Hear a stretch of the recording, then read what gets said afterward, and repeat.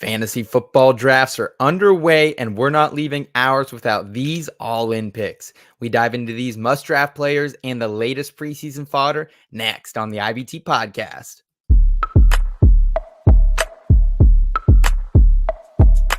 I've been going dummy, out of bounds, putting on a clinic. Stick around, carrots in my hardware. KC, caught him in the crosshair. Look at me, been the guy calling Mr. MVP. Keep your ass on the bench by my MPC. Earn my stripes like I fixed this league. Your dog's on the turf, my dog's in the street. You can find me somewhere in between. Never a dull moment like a movie scene. About to do the ops like I did this beat. Let them keep talking RG3. Coming to you live. This is the In Between Fantasy Football Podcast. All right. It is Tuesday, August 13th, 2024. This is the In Between Fantasy Football Podcast, your place for both a refreshing and feel-good take on fantasy football and NFL gambling. Tonight, we go all in with our must-draft players. Real football is right on the horizon. My home league draft is this weekend. It's a beautiful time to be alive and a beautiful time to be with you tonight.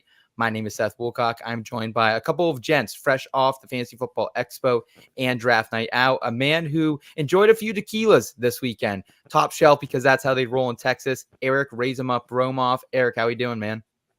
We're doing good. We're back here in the hot box. I am actively sweating out some of my poor decisions and my many, many drinks from Canton, Ohio. Shout out to the entire Fantasy Football Expo and DNO crew. It is the highlight of the fantasy football calendar. I'm still floating on cloud nine. Got a chance to meet our guy, Young Will, in real life. We're out here only doing bigger and better stuff. And now we're back on the Tuesday show talking through some ADPs, right? Absolutely. As you allude to, joined by Will, the intern of the program, got to close down some bars with him on Saturday night. Ooh. He got so torn up. Shady dipped on us on Sunday. Didn't even say goodbye. Will, Big Ripper, Star Lipper, how are we feeling 2 days removed from the Expo, my friend? Doing good. It was my first fantasy expo, so had a lot of fun meeting my entire imaginary list of people that I wanted to meet. Had a great time staying at the IBT house, and I'm ready to hype up my fantasy players. Let's fucking go, man. Excited to have you guys both on the program. Appreciate everyone who did come out and supported Draft Night Out over the weekend. Super fun, super smooth this year. Our team kicked some ass. We're kind of getting this shit down to a science. So it was a great time. The shot wheel was flowing. Drawings were rolling. Eric, there are a couple people who took home like 3 jerseys each. I am never that lucky, but we had some people with a hot hand on Saturday. Yeah, we absolutely did. We had several big winners at DNO, and not at DNO, but our very own Trash Sandwiches won a sick autographed and mounted Jalen Hurts jersey. So the memorabilia was flying left and right in Canton this weekend. Absolutely. Shout out to our partners over there as well that helped us with that event. IDP Plus, Fantasy Football Advice Network, FJ Fantasy Sports, Squad Blitz, and of course, Trophy Smack. Here's a little more on Trophy Smack, the premier hardware supplier of fantasy football drafts this season. This is what a winner looks like, buddy. Countless hours of studying the game, watching the game, and honoring the game. Only one man can come out on top. Imagine having last year's fantasy team immortalized. Imagine walking into this year's draft party with this hog of a trophy. Trophy Smack changed the fantasy football awards game. However you want, the trophy is how you'll get the trophy. That includes free engravings for all past and future winners. They also have a sweet draft kit that delivers an epic in-person draft experience. Patrick Mahomes, Christian McCaffrey, Jamar Chase. Ever heard of them? Well, they're all in the kit. Shop Trophy Smack today and get your league something legendary to compete over. As noted earlier, this is probably my favorite program in the entire year. This is the all-in selection show. These are the players we're not leaving our drafts without, and if we do, we are pissed off about it. We're also going to get some bear minder bullshit, NFL preseason week 1 takeaways and news. Also want to say hello to our producer, Kyle Scott, Kyle, it's been decided, motherfucker. You're coming to Canton next year. You don't have really an option at this point. Your employment depends on it. Hey, man, I got to do what I got to do to keep this cushy job. Yes, sir. How you feeling tonight, man? Everything going good for you out there in the Berg? Oh, everything's doing fantastic. Things are going well. Weather is starting to cool off. You can finally do things outside. Yeah. It's great. Yes, I feel the same. Early fall weather out here in Pennsylvania. Also want to shout out the IBT family rolling with us in the chat already tonight. Didi with a $20 super chat right off the rip. Big spender, Didi. Thank you so much. We appreciate you as always. Gotta get Didi Lake out to Canton, Ohio at one point as well. And Albert, good evening, IBT. Good evening to you, Albert. Appreciate you as always hanging out with us. And all right, guys, let's go ahead. Let's jump into things here right off the rip here with a little bit of front and center. Sometimes taking that first step out the door is the hardest thing to do. Give it a chance, you'll be begging for more. Save the spot just for you. We're all somewhere in between. I thought you'd come to the place we can have some fun. Ain't gotta worry about knowing not what it means. Come and give me another, cause the night is young. At least I so thought. This just in. Breaking news. Front and center. All right, front and center, we're talking about who we're going all in on in our current ADP coming from ESPN. Will, Eric, the first thing you guys said to me today was like, God, this ADP is fucked because it's quite a bit different if you've been drafting all season over on Underdog or a different best ball platform, or even on Sleeper in some mocks or some various leagues as well.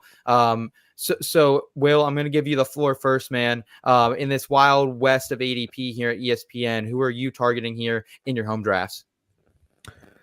My first guy is Trey McBride. I had tight end rankings like a month ago, like early summer, and I couldn't really get a grasp on my opinion. But over the past few weeks, I think I've decided that Trey McBride is going to be my tight end one. Ooh. And what I love about him in the first place is his price, because you don't have to pay a second round pick like you do for Laporta on some platforms and Kelsey as well. And then on ESPN on this one, even Mark Andrews goes ahead of Trey McBride. And obviously there's an elite tier of tight ends, but Trey McBride, when he got a full-time role last season, week 8 through 18, 15 fantasy points per game, which was good for tight end one on that span, 25% target share with Kyler Murray. When Kyler Murray was in, would have been tight end one on that span. And then he was basically, I won't sit here and rattle off everything, but if you look at any efficiency metric or fantasy metric, he was pretty much top 3 in everything. And my favorite thing is 9.9% of his fantasy points came from tight ends, or came from touchdowns, which is the fewest among the top 10 tight ends. And I love that, because you look at a guy like Sam Laporta who scored 10 touchdowns, and it's like, man, it's a lot of touchdowns. You know, I think it's more likely that he doesn't get that again. Whereas Trey McBride scored like 3 touchdowns, and it's like, now this offense is better with Marvin Harrison, a healthy Connor, at least to start the year, Trey Benson. And what I really like about the Cardinals, and obviously Kyler Murray being healthy, their offense, I think, is pretty overlooked, and their defense is garbage. So, you know, the more points being put up upon the Cardinals, the more they're going to have to pepper Trey McBride and Marvin Harrison.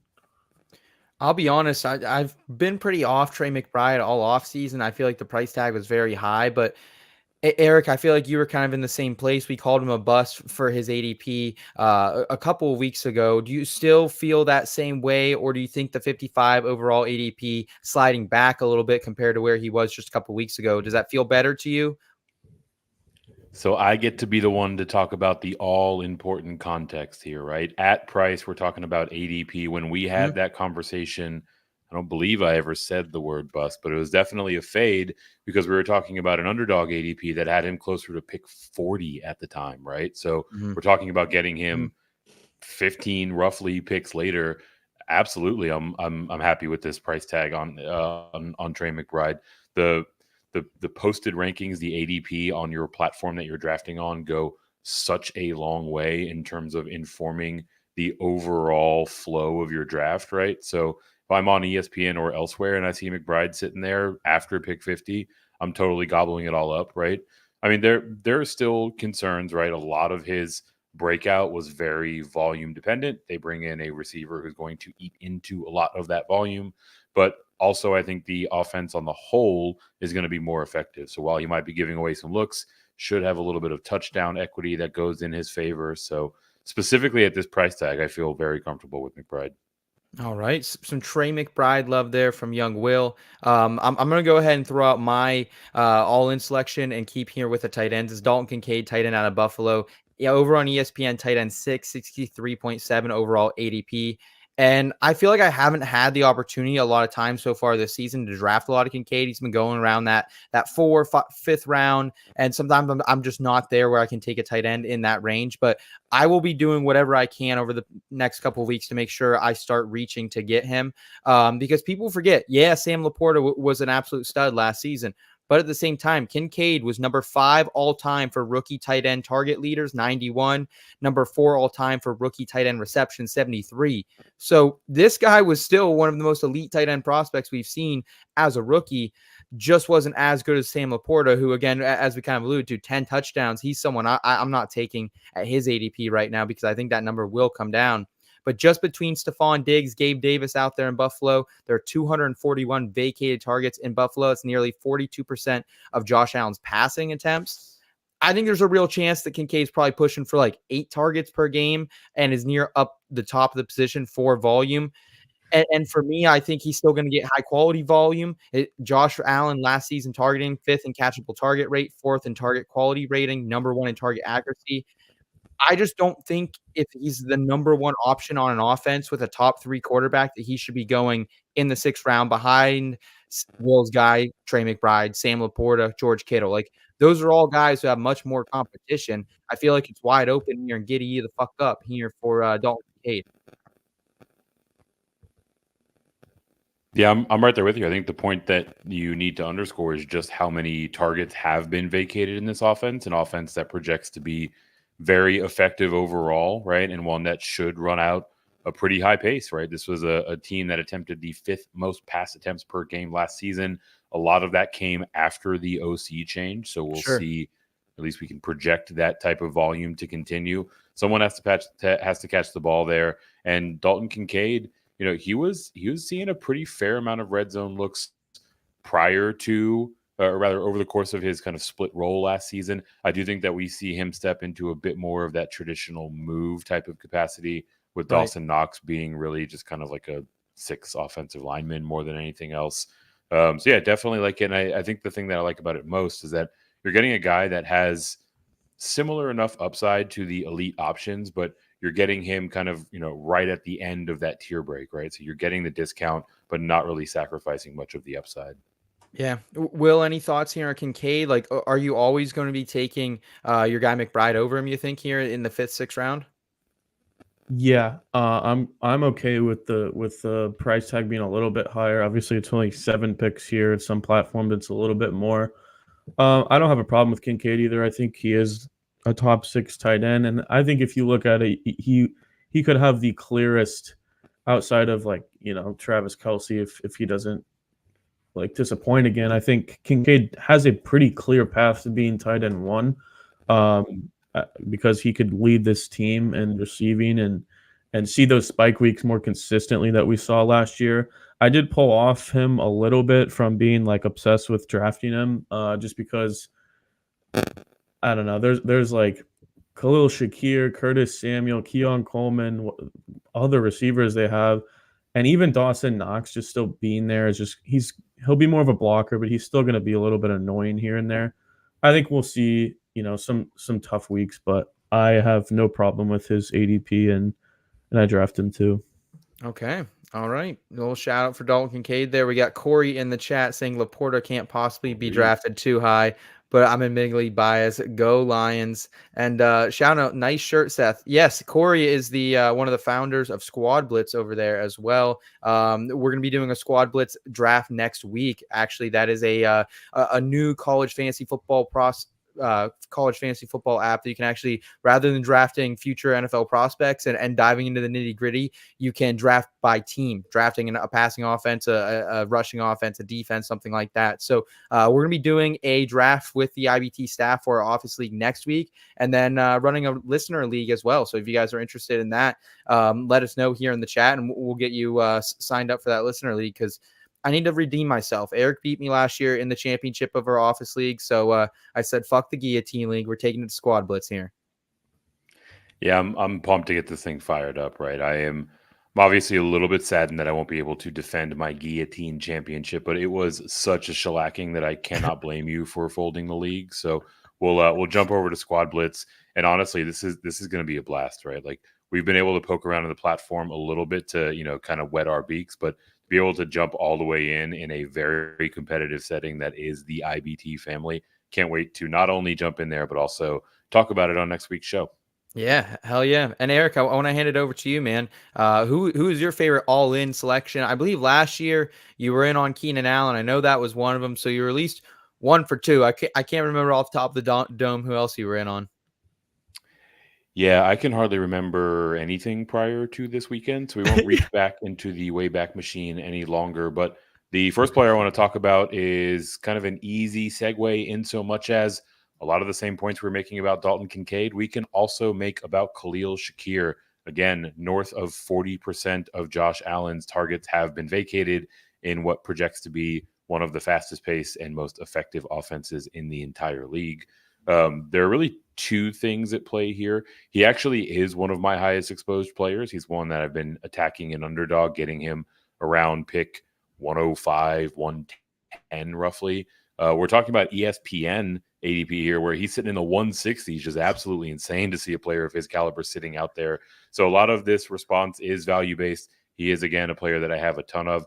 But also, if you look at his output on the field, number 1 in yards per target, almost 14 yards per target. He is very much so stepped into this downfield role, being targeted by one of the better downfield passers in all of the NFL. His fantasy points per target, number 2 in the league, getting over 2.5 fantasy points per look. So those targets are out there and available. Obviously, if he scoops up a fair amount of them, I would expect that fantasy points per target efficiency to dip down a bit. But this team and this system has showed that, they think that they can get something out of Khalil Shakir. I think that's part of the reason why that they decided to let Stephon Diggs and Gabe Davis head out the door, because they had confidence in the guys they had in the stable already, like Shakir, like Dalton Kincaid. So all of that is to say that he is someone that I've got a lot of builds based around, and specifically getting a 50 spot discount is just too hard to pass up. And I was going to bring this up in bear in mind or bullshit, but I think it's time to now talk about it. He's starting in 2 wide receiver sets. People thought maybe he would just be the slot guy, but it doesn't seem like that. I will be curious from a Scott Fishbowl perspective, where I was just sniped from getting him, and I think you were able to get him potentially on your roster, Eric. But if he'll still be the returner, if he is starting in 2 wide receiver sets, but from a normal fantasy football league consideration, like Khalil Shakir should be a top 100 pick in my opinion. I don't think he should be going that far after Keon Coleman. So I'm in on Shakir as well, especially at this price tag. I think if you're in a sharp league, you'll have to draft him above 160. I think you're still probably, I'm pressing the button 120, 125 range, if not earlier. Easily. Any thoughts? His ADP on Underdog, like I mentioned, been floating around 105, 110, and he is one of my highest exposed wide receivers, right? So I'm comfortable pressing the button as early as that, but there should be plenty of home leagues where you can get him 10, 15, 20 picks later. Will, are you in on him as well at this price? Yeah, I'm in. My problem is I'm also in on Curtis Samuel. Why? What is it about Curtis Samuel that's getting everyone going and hot and bothered this offseason? He's played with Joe Brady, the Bills offensive coordinator, before, and that's when he saw a career high and a lot of metrics over 800 yards. Reliable guy. He's had some top 30 finishes. He's had some top 50 finishes, and he's going outside the top 50. And I think having his best quarterback yet and definitely his best offense yet could be beneficial. But I like Shakir as well, too, because, he led that team in receiving the past 10 games of last season, generated the number 1 quarterback rating per target for Josh Allen. He was just reliable.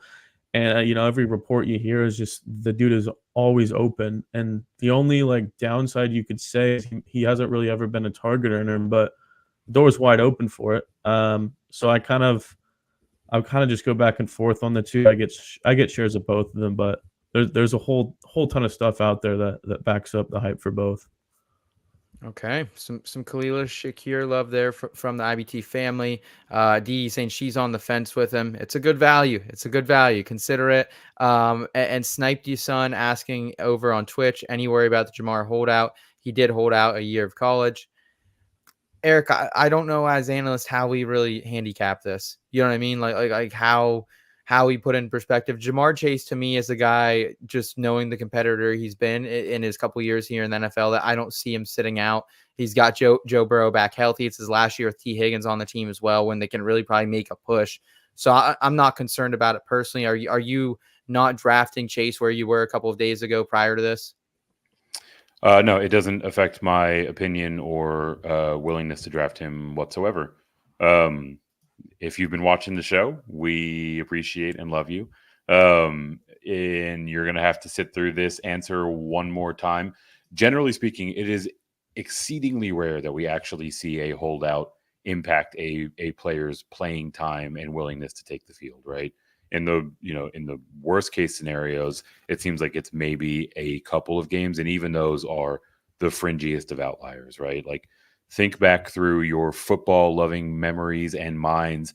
How many players can you actually recall that sat out the entire season? It is an incredibly short list of players, and generally speaking, at his position, it's one that the NFL and the NFL front offices know quite well how valuable it is to have an elite player there. So I have no doubt that they will find a very handsome extension to come to terms on, and that Jamar Chase will take the field for at least for my money, the entirety of the season this year. Fire him up. All right. Let's go to Will here. What are we doing here, Will? How are we feeling about the second all-in selection? My second all-in is Rashee Rice. I've been drafting him a lot more recently than in the past, like early summer. But I mean, even in the early summer, he's going outside the top 40 wide receivers because we're expecting a suspension. As we get closer and closer to the season, it looks less and less likely that a suspension happens. And obviously, I'm no NFL insider, and I can't promise that, but the NFL tends to take so long with this stuff. And when I talked about that he could be a possible value earlier in the summer, and I'm getting railed. Everyone's like, he's going to be out for 8 games. Like, it could just be next year that he misses 8 games.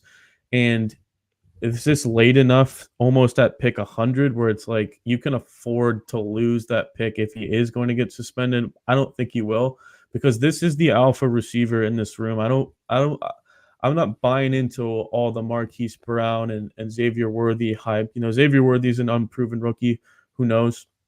I don't think he'll be an elite target earner. I think I'm not going to say he's just McCole Hardman, but I think it's likelier that he ends up McCole Hardman than Rashee Rice or, a big target earner. Rice was the wide receiver 27 last year. Over the past 6 weeks, he was the wide receiver 8. Nobody had more yards after contact than Rashee Rice last year, besides CeeDee Lamb, Tyreek Hill, and I want to say the third one was A.J. Brown. Damn. Just 3 elite wide receivers. So this guy is elite. If you compare him, his rookie year as a whole, and especially the second half breakout, it's pretty much identical in every stat to the way that Amon-Ra St. Brown, his rookie season was. And he's taken leaps every single season. If we get a full season from Rashee Rice, if he wasn't being suspended right now, I wouldn't be surprised if he was being drafted at least as a top 20 receiver, maybe even higher. So this is a great value. Flashback to early spring, we were drafting Rashee Rice in the second, third round of underdog drafts. Like, you know what I mean? Like, so Will, this might be your best take to date, to be honest with you, because Rashee Rice is someone that was very much on my other considerations list when picking my 2 all-ins tonight. And especially on ESPN at an ADP of almost all the way up at 100. It's hard not to go in on him.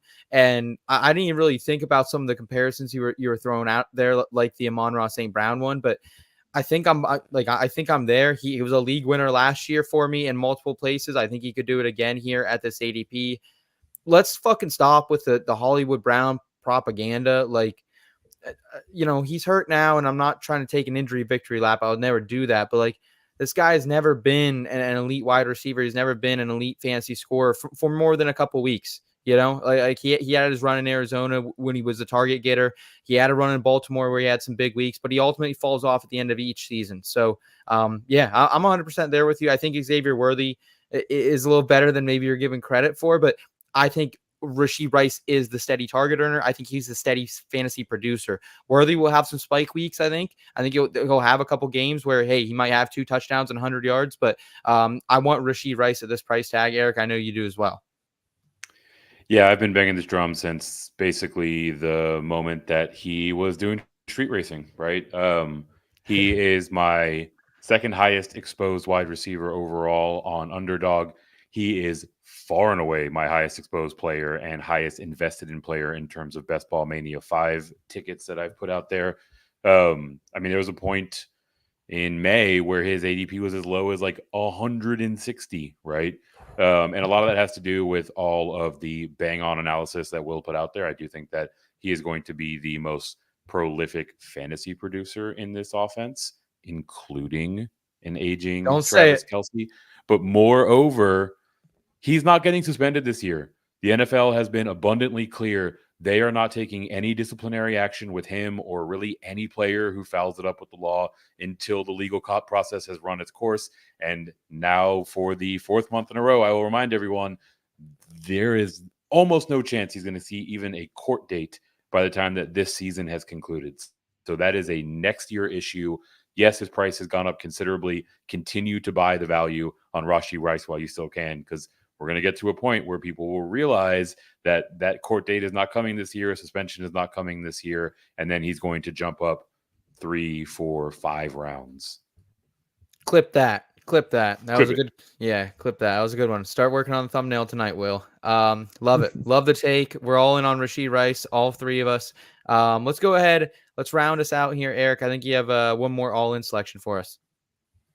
Yeah, I will be relatively brief with my second all-in selection. Josh Jacobs, the running back for Green Bay. According to ESPN, he's RB16 off the board, and he is going at 42 overall.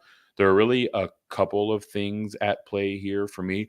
One of which is I am very much so a 0 RB type of drafter, and he is a guy that should get a fairly expansive workload in this, what I project to be effective Green Bay offense. But you can get well into the 4th round, right? So as I've already filled my 3 starting wide receiver spots, I can now get a guy that should be able to see a ton of volume in this Green Bay offense. You know, for me, I know a lot of people will point at his contract as someone that, Green Bay is planning around for the future, and potentially they are. But also the way they structured it, they can get out of this deal, at least save a ton of money and get out of this deal as soon as next year, right? So he's someone that we've seen have an expansive 3-down workload in the past. He's someone that Green Bay can run into the dirt this year and, be able to cut loose after another bludgeoning in between the trenches. And also you just kind of look at the guys around him, right? Like A.J. Dillon has done absolutely nothing, even though having several opportunities to prove himself. I was a bit concerned with the drafting of Marshawn Lloyd coming in, one of my favorite prospects this year, but it sounds like he is struggling mightily to adjust to the NFL level. So we could be also at another also point. Banged up now As well. Yeah. So we could be at a point where Josh Jacobs is going to be seeing a ton of work, and Green Bay is trying to get the absolute most out of this, what equates to 1-year contract with him. In a world where I feel like we don't really know what to do with the Packers offensive side, aside from draft Jordan Love, I think drafting Josh Jacobs, at least at this price tag, where again, he was a guy at one point on Underdog, we're drafting the 2nd, 3rd round. You're getting him all the way here, early 4th round on ESPN. I think it's a great value because at least there's certainty there. There's certainty there. We know it's Josh Jacobs' backfield. We might see a little Lloyd if he gets healthy. We might see a little Dillon to spell him, but overall, we know it's Josh Jacobs. As far as the receivers, you kind of have to take your shot when you can. So, yeah, good call out there from Josh Jacobs. Will, any thoughts here on the Green Bay backfield? I've cooled off on it a little bit from fading Jacobs. Definitely not at this ADP. This is a really solid ADP because if you go and draft on Sleeper, he's the 2nd pick of the 3rd round, 26 overall, RB 11 or 12. I cannot do that one. And that's pretty much where I've been fading Josh Jacobs, but I was also just cooled on him earlier in the summer. Everything that comes out from not only Matt LaFleur, but their offensive coordinator and their history and any other analysts, they've always used two backs. I mean, Aaron Jones only had 1 year with above like a 60% snap share. And it didn't even matter because A.J. Dillon was ass, but he was still getting carries. Yeah. Last season, they only had 4 rushing touchdowns. And I will say Aaron Jones was hurt. 2 from Love, 2 from, I think, Dillon. Wow, that's crazy. Wow. Yeah, I mean, they want to throw the ball. And I've been in a lot of arguments because a lot of people think it's as simple as, oh, now he's on a good offense. Okay, he's a league winner. Or, they gave him a $12 million contract. Oh, well, that means he's easily going to be the workhorse and nobody's going to get involved. Like, it's not as simple as that.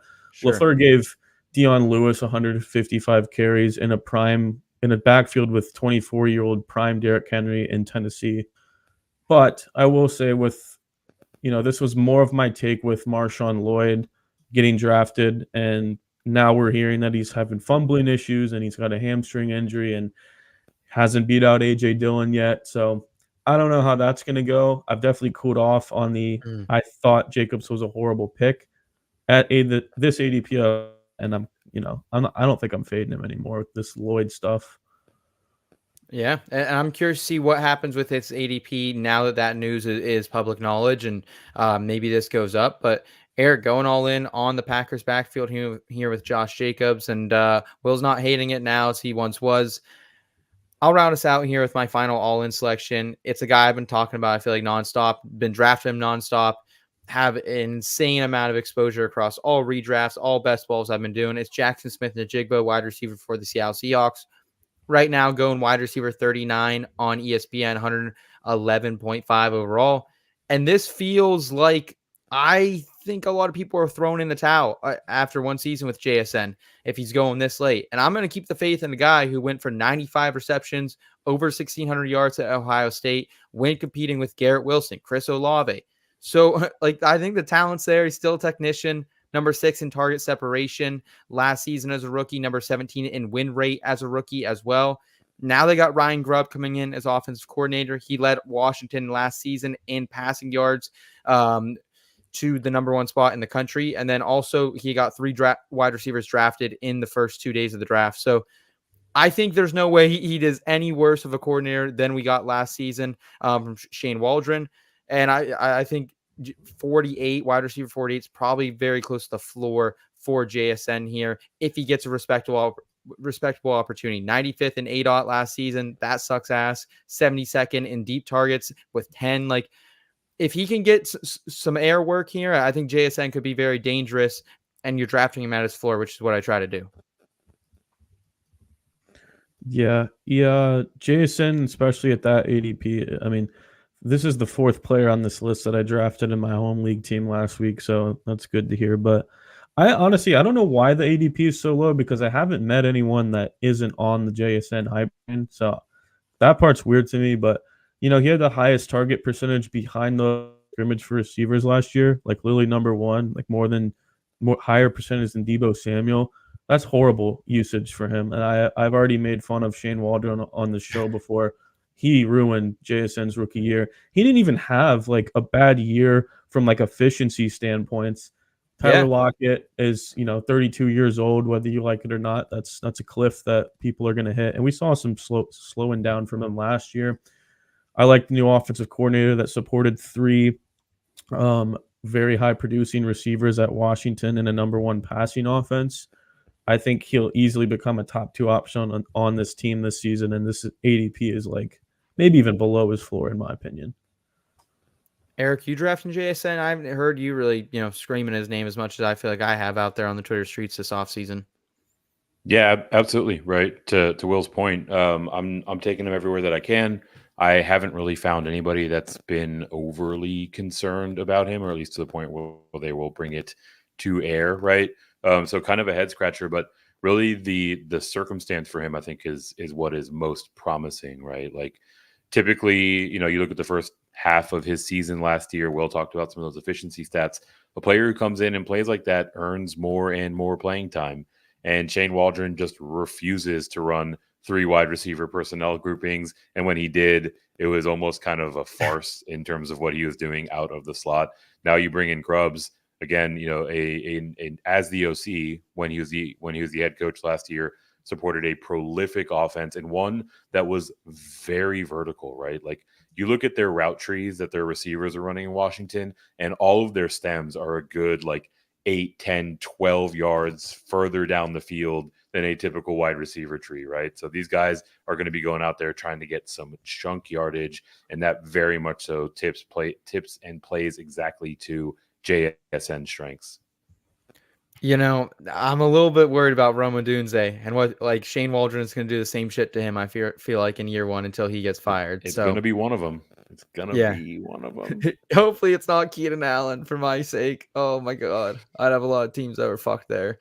All right. Well, guys, that's our all-in picks. I did want to read the IBT families all-in selections as well. They sent these to me earlier today. Matt Kelly, all in on Brian Thomas Jr., Rachel, Raheem Mostert standing it up this season. I like the Raheem Mostert pick. I think, in the 8th, 9th round, wherever he's going is interesting. Nicolette is in on the Pittsburgh Steelers backfield as a whole, Najee and or Jalen Warren. Smokey, he likes Kyle Pitts this season. Ben is in on Zach Moss. Do not like that one. I'm going to be honest. Do not agree with Ben on that. So very curious to kind of hear his analysis on that. And then Sam, all in on Will Levis. So Ian in on the Mayo eating son of a bitch there. So interesting plays here from the IBT family. I'm sure we'll hear more about it in the chat over the next couple of days. Maybe I'll have to ask them to explain themselves a little more on some of those picks, but just wanted to share those with you. I appreciate Eric and Will's analysis on that as well. Let's round out the show here with a little bear in mind or bullshit. This just in, breaking news. Man, that sounds like a bunch of bullshit to me.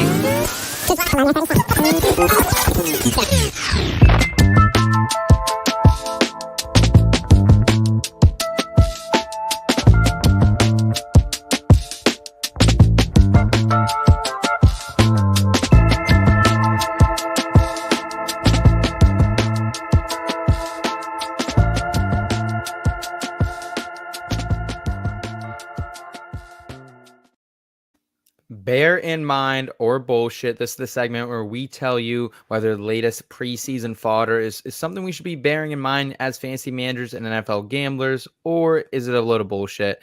I want to start with one that really we can't react to in that manner, but still worth talking about. JJ McCarthy suffers a torn meniscus here in preseason week 1. Eric, we spent a lot of time to talk about JJ McCarthy over this offseason, and it's sad that we might not even see it come to pass here in year 1. Yeah, this one's rough, right? And looked pretty good in the in the glimpses where we've been able to see him up until this point. Obviously, has prolific weapons around him and an offense that can move the ball down the field. But now with this update, with this torn meniscus, I mean, we're looking at on the positive side, 6-ish weeks if it's a pretty minor kind of cleanup. If it's anything more than the slightest of tears, could potentially be looking at the entire season, right? So tough news. I guess we don't have exact words in terms of the details of the procedure yet. So not exactly closing the book on him potentially seeing some time this season, but statistically speaking, probably more likely than not that he doesn't suit up until next year.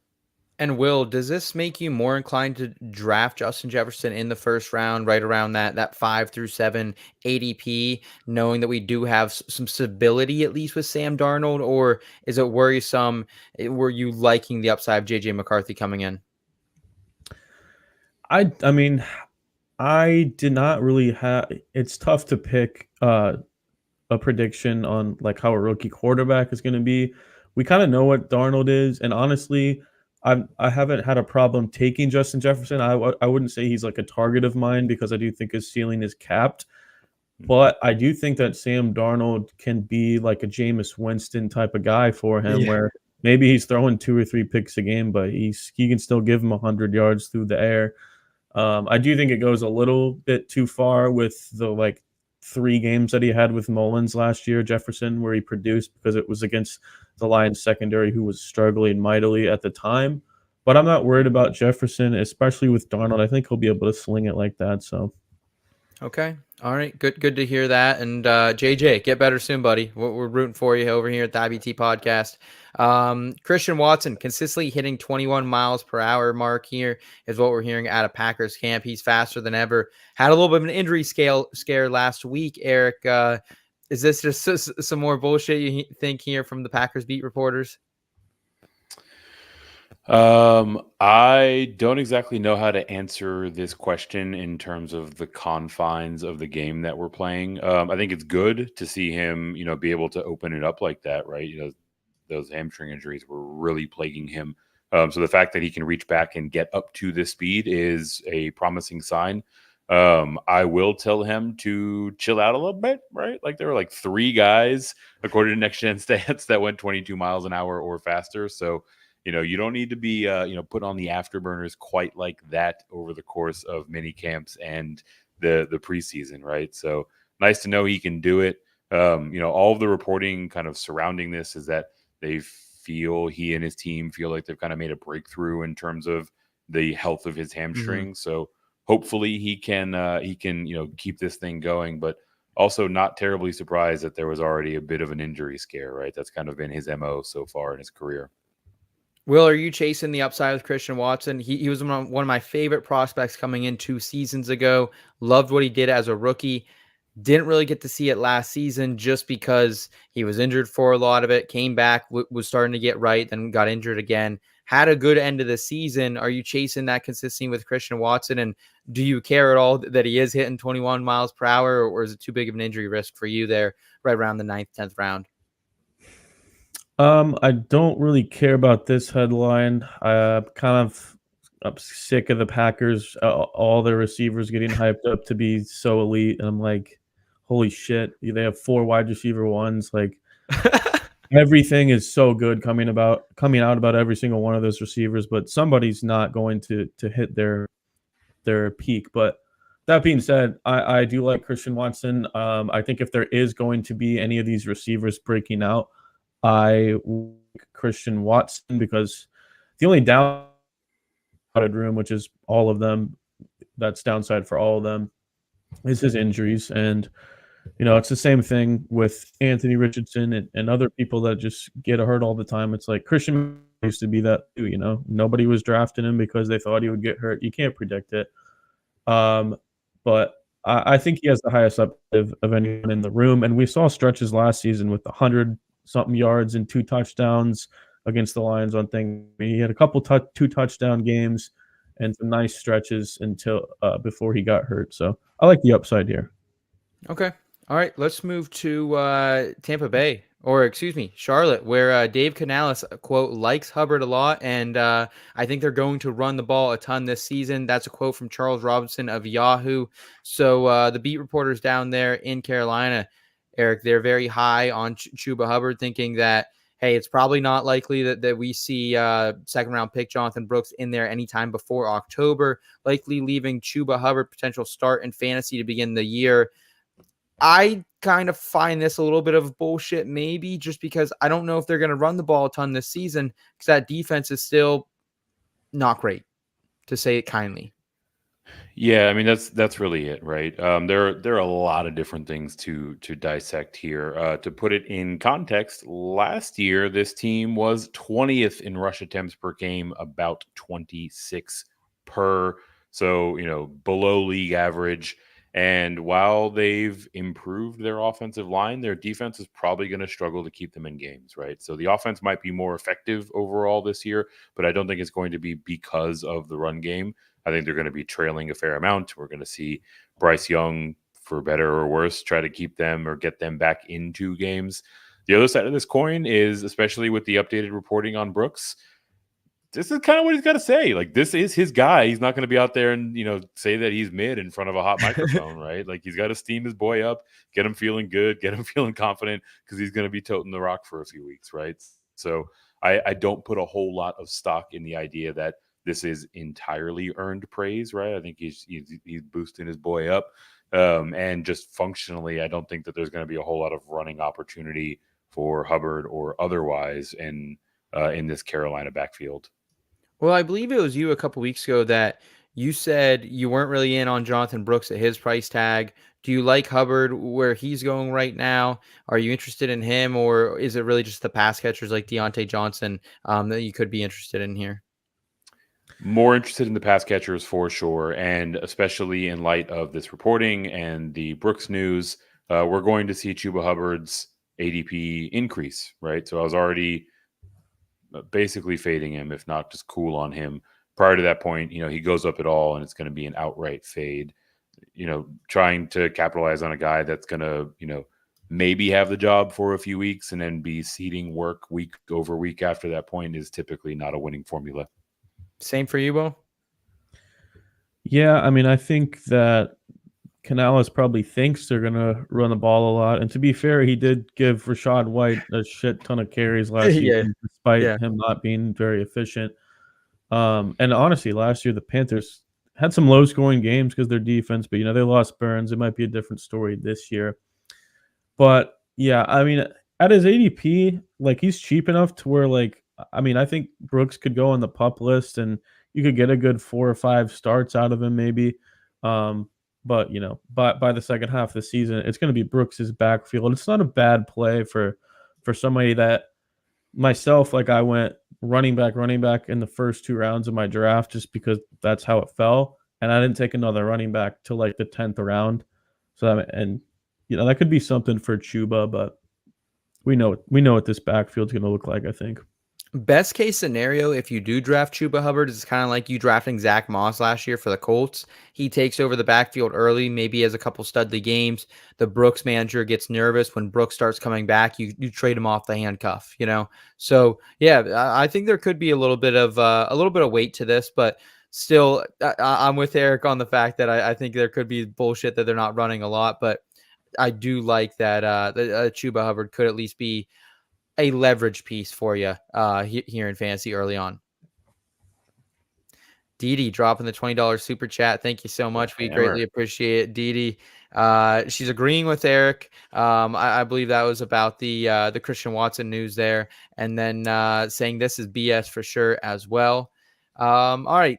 CJ Stroud showing clear chemistry with his brother, Cade Stover. That's the latest news coming out of Texans camp here. And Cade Stover, an Ohio State guy, an Ohio folk, if you want to call him that. And how do you think you think this hurts Dalton Schultz at all? Because I'm in a league right now where with a co-manager, and I've been saying for a couple rounds, hey, can we think about Dalton Schultz here? We already have a Brock Bowers, but Schultz keeps falling down the board here.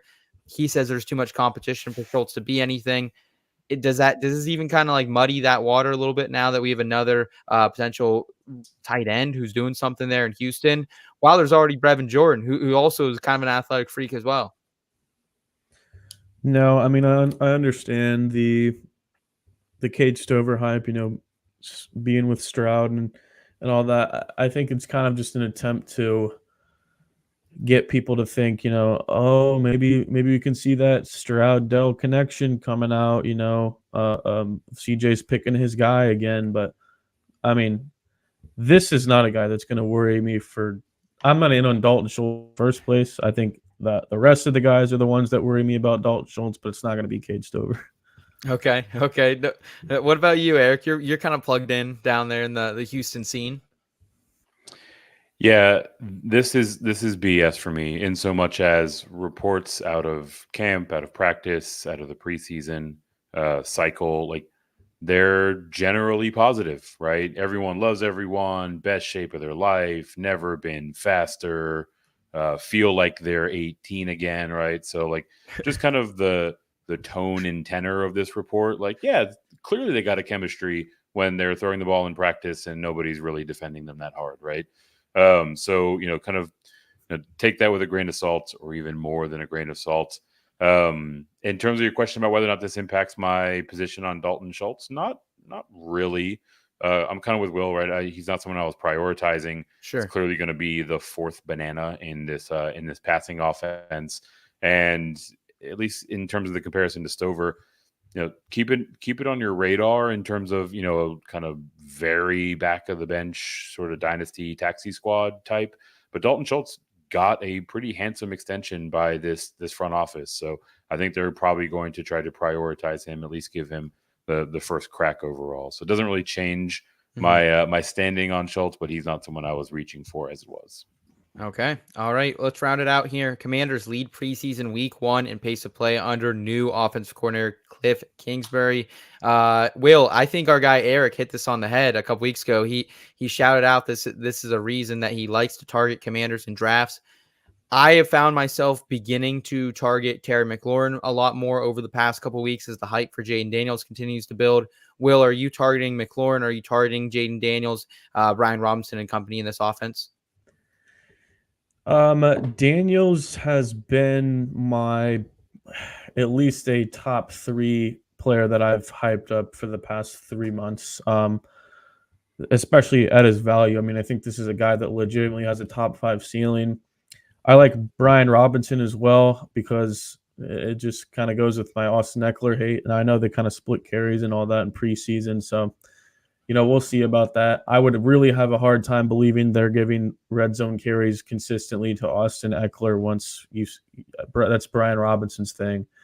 And I also think Brian Robinson catches passes better than people think. He was first in yards per target among running backs last year and had, I think, over 40 catches and 300 yards. Now, that's going to be Eckler's role, but I don't really know how much of that is going to happen in this offense because Kingsbury's never had a top 15 rate of targeting running backs. Now, maybe he hasn't had an Eckler, but in terms of pace of play here, there's so much about this Commanders offense that reminds me of the Colts from last year because, you got Jaden Daniels, a rookie quarterback that has the significant rushing upside, the rushing touchdowns in the red zone, the pace of play of the offense with Cliff Kingsbury, and even like receivers because Terry McLaurin's Michael Pittman, where you're going to get 1,000 yards, maybe 1,100 and 5 or 6 touchdowns. He's going to be a solid wide receiver 1 for you. But the run game is going to be where it comes from. I think there's a lot here that could go well for this offense, especially Jaden Daniels.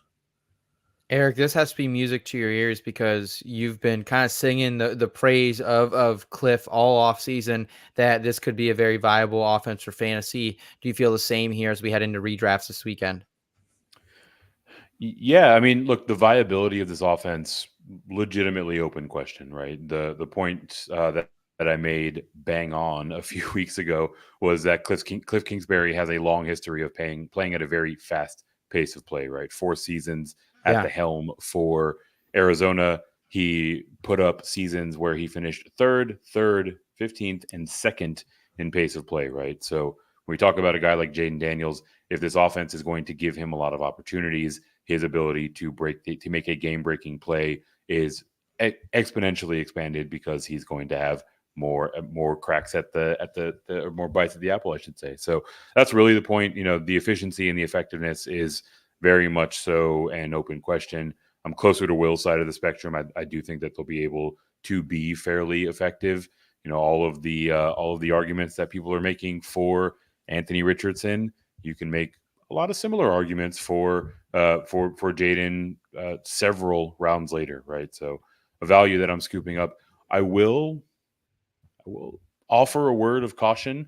We're talking about week 1, a single game sample in the preseason. Mm-hmm. There were also some pretty big chunk plays in there too, right? So if you go back and watch that tape, anytime that someone's connecting on a 30, 35, 40-yard bomb, your pace of play is going to be very, very fast. So one thing to keep in mind, it is a positive signal, but not one that we can just close the book and say, yep, going to be fast pace again. Definitely want to study this a little bit more before the actual season kicks off. Okay. All right. Well, I appreciate that analysis, that warning sign as well there from Eric. Guys, I want to close out the show here by offering where we can find all you guys, where we can find everything you have going on. Will, when you heading back to college, man? 1, and 2, where's all your work going, and where can we find you and best support you, man? I'm going back to college in 2 days, so very excited for that. Settle in my last year. Most of my work has been Instagram, which is fantasy.fortune. I post 3 or 4 short form fantasy football videos a day. And same name for YouTube. I've been doing 3 or 4 20-minute videos a week on YouTube for fantasy football. So Hell yeah. Well, make sure you guys are checking out Will, everything he's doing over there, and have fun back at college, man. Enjoy it. We'll miss you here, but I'm sure we'll try to get you on the pod here when your schedule allows it, man. Sick. All right. And Eric, what do you have going on right now, man? I know you were working over the weekend. We were trying to get out of the house here on Friday night, get down, get the drinks flowing, and Eric was lagging behind because you were working on something pretty special. Yeah, they're in Canton, but still slaving over a hot keyboard, putting all the finishing touches for the Pros with Joe's Charity League. We're heading into year number 5.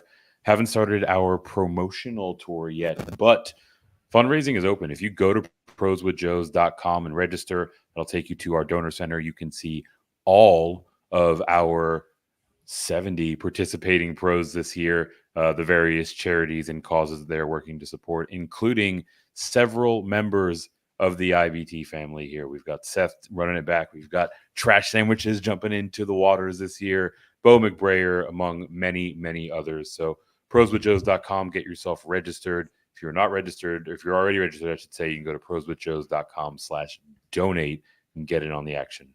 Yeah, we will put that in the episode description after this video as well, so you can click on the link right there.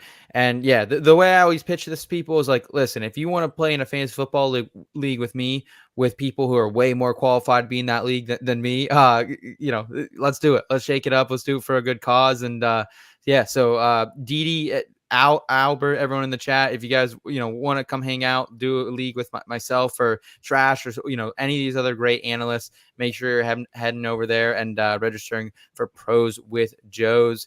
Didi saying before we get out of here, so we think here at the Lake House that Eric is a god and correct about 90% of the time. True story though. We appreciate the IBT family, but man, Eric almost hits on the nose. Very knowledgeable. I agree, man. This guy's got a big fucking brain. He's got a big brain, man. Always. I try my best. 97%. I'd be flying them private jets to Canton every year. Yeah. Instead, you got a guy reclining in your lap and not being able to upgrade your flight there. But maybe next year there. Saying Seth, I don't want to leave you out. You're also the man. Appreciate you, Didi. Thanks for the additional super chat as well. Always well received here. And Kyle, thanks for your services in the back end, man. We'll catch you all next weekend. If you're having a live draft, if you're doing your home league here coming up, good luck to you. We wish you luck on that. And until next time, guys, you know what to do. Keep it in between. Thank you.